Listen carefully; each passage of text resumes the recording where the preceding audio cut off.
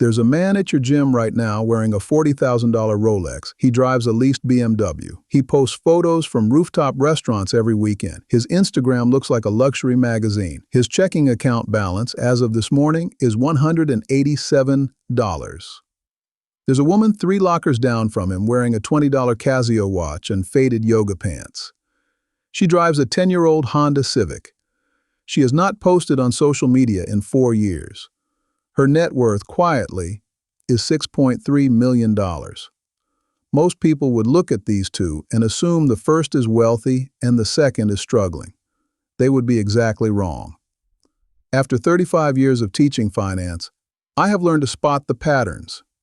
Today, I'm going to teach them to you. 10 visible signs that the person you think is wealthy is actually broke, and the quiet signals that real wealth gives off instead. Before I show you the 10 signs, you need to understand the deeper truth. Most of what looks like wealth in America is performance wealth. It's a costume. People spend enormous amounts of money trying to appear wealthy to strangers who don't care, don't notice, and will never benefit from the show.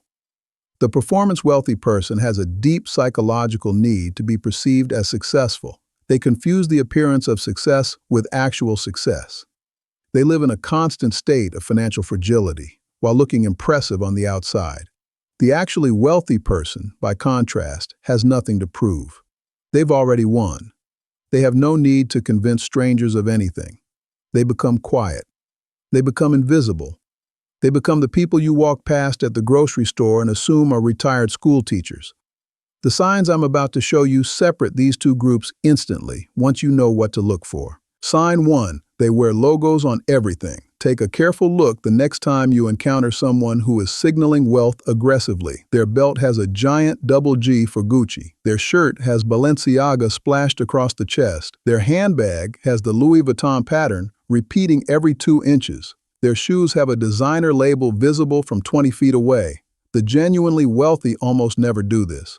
The clothes they wear are often beautifully made, but the brand identity is hidden inside a label, not displayed externally. Quality without advertisement. The fake rich need the logo to do the talking. The real wealth speaks through the cut, the fabric, the fit. Sign 2. They lease everything.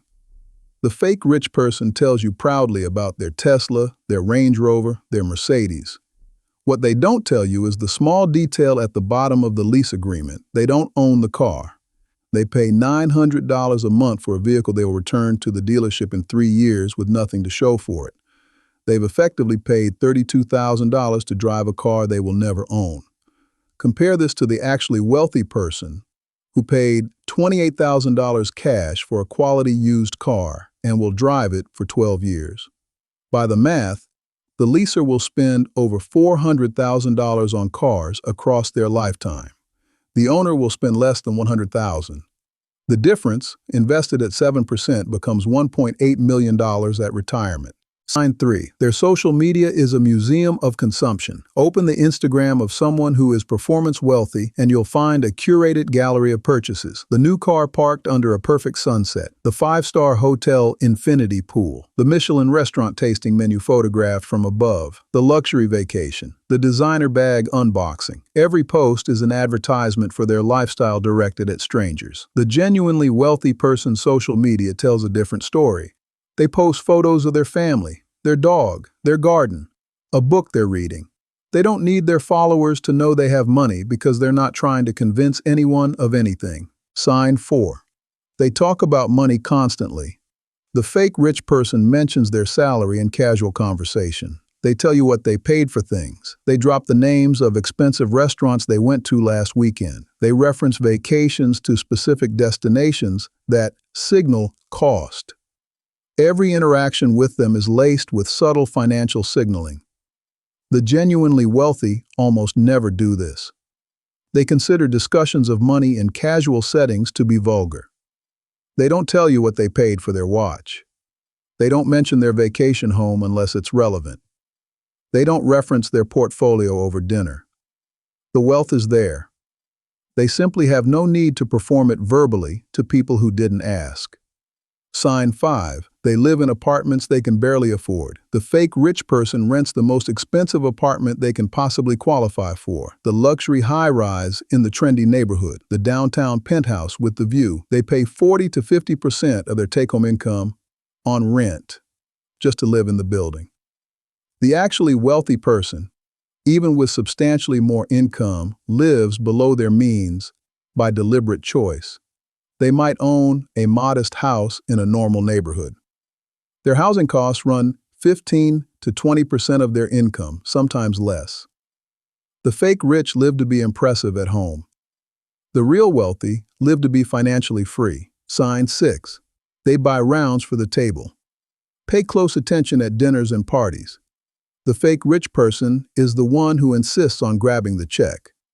They want the bottle service to come to their table. They buy shots for the entire bar. They tip aggressively and visibly. This signaling looks like generosity. It's actually anxiety. They need everyone present to perceive them as the wealthy one in the room. The genuinely wealthy almost always split the bill evenly without drama. They tip well, but quietly. They don't need their generosity witnessed by strangers because they have nothing to prove. Sign 7. They name drop constantly. The fake rich tell you they had drinks with someone famous last week. They mention attending exclusive parties or charity galas. They reference their connection to a wealthy investor, a celebrity chef, a famous athlete. Every conversation gets routed through who they know. The genuinely wealthy may know all these same people. Often they know them better and more authentically, but they don't mention any of it. The friendship or business connection is a private matter, not a credential to be deployed in conversations with strangers. Real wealth tends to come with real privacy. Fake wealth treats every social capital interaction as raw material to be performed. Sign 8. They drive their kids in luxury vehicles. Pay attention at school drop-off lines, soccer practices, dance recitals. The fake rich pull up in their leased Mercedes G-Wagon to drop off their 7-year-old at second grade. They insist on luxury car seats, designer kids' clothes, premium summer camps with brand names. They are using their children as additional status symbols. The genuinely wealthy almost universally drive their kids in normal cars, modest sedans, used minivans, a 9-year-old Honda Pilot. They want their children to grow up understanding money in a healthy way. They don't want their kids to think wealth is the point. They want their kids to think character is the point. Sign 9. Their lifestyle requires a specific income to maintain. This is the deepest tell of all. The fake rich person's life is built on the assumption that their current income will continue forever. If their job disappeared tomorrow, their entire lifestyle would collapse within 60 days.